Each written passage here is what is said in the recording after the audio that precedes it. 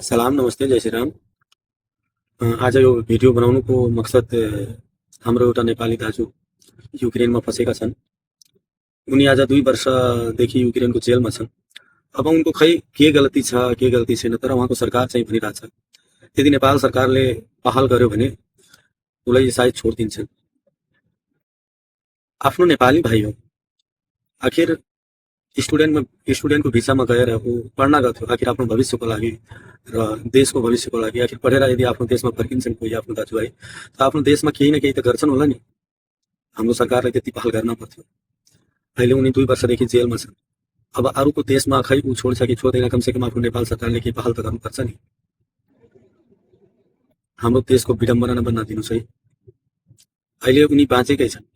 यदि जुन मान्छे मरिहाले हामी बचाउन सकेनन्, त्यो त एउटा आफ्नै गल्ती हो, आवाज उठाएनन् टाइममा। तर अहिले उनको 2 वर्षदेखि जेलमा छन्।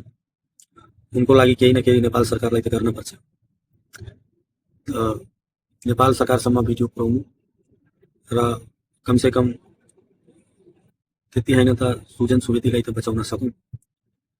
ल त जय नेपाल। ल त साथीहरू, लाइक कमेन्ट सेयर गर्नु होला, सेयर त गर्नु होला।